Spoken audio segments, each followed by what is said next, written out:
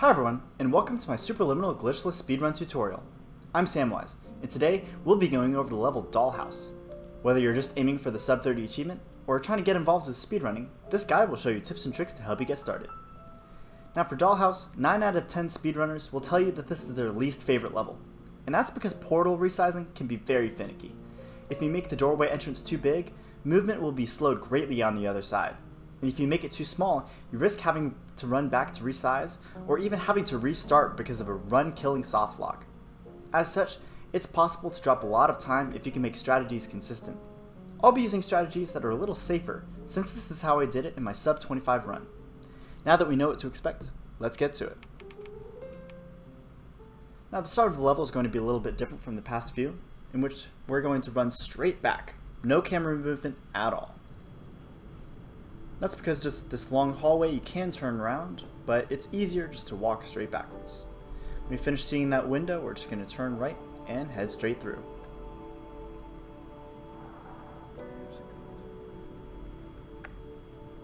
Hello, my name is Dr. As soon as you turn through this hallway, it's business as usual. You have reappeared on our monitoring system after a prolonged absence.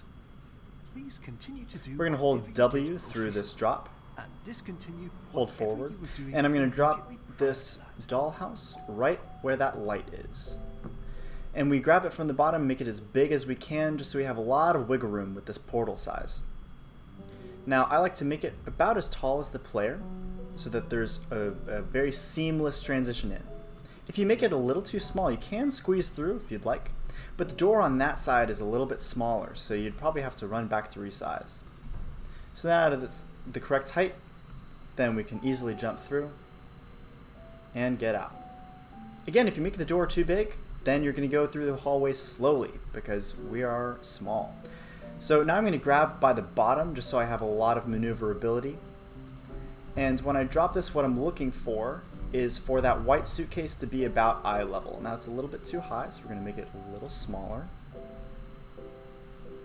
And so now I'm running on 60 FPS, so I can jump a little higher. I can go up here.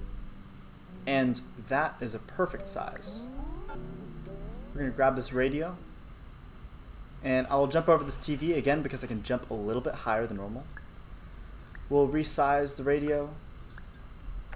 Kind of like the exit sign in optical. And we'll jump over it so we can get through this stair really fast. If you can't jump that high and you find that things are slowing you down, it's better just to walk around things. Now the record speedrun has us resizing with the barrier here, but I'm just going to do a simple ceiling drop. Once it's big enough, we're going to turn it so that it blows kind of towards us at an angle. And it can be a little picky sometimes, but that is a perfect drop. Now I can grab the window, stay in the doorway so we can drop it on this light. And once it's big enough, then we can just kind of jump through.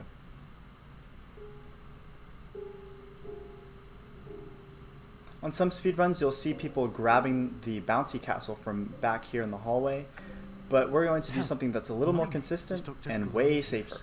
And I'd like to read you my favorite inspirational quote by me. I'm going to walk up straight to this door.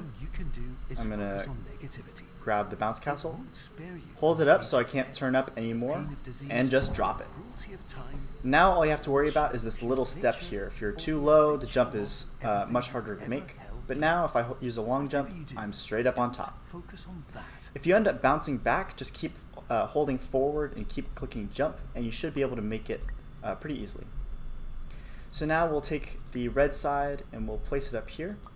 The perfect size is the cones being slightly below this exit sign in terms of height, and so that's actually perfect right now. And so now we can just move this out of the way and move through this room really quickly. Now for this part, there are two methods that I like to use. The first is a little bit safer, but a little bit slower because you end up small on the other side. And so I'm just going to drop this straight on there, make it a little bit smaller. And what we're going to do is we're going to place it inside the keyhole and walk through.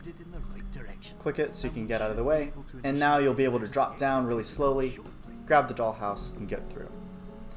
Now I'm going to reset so I can show you the other method. This is a little bit faster because you end up bigger on the other side. Hello. My name And so what we're is going to Dr. do is we're going to Glitchless. stand about here on this corner of the bigger door. We're going to grab, rotate 90 degrees so it's flat with this wall, drop above the keyhole, and walk through. Improving the system for So as long as you're standing next to the other portal side, Anyway, it should be really easy and really fast to just hold side as you drop the other door. And so once you're through, then you can drop down really fast, grab this, hold it over the keyhole so it drops a little sooner. And again, we want it close so we can have more maneuverability with this sizing.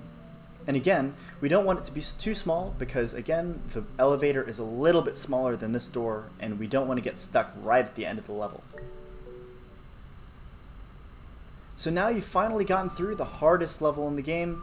Now we can have a little bit more fun with my favorite level, Labyrinth. See you in the next video.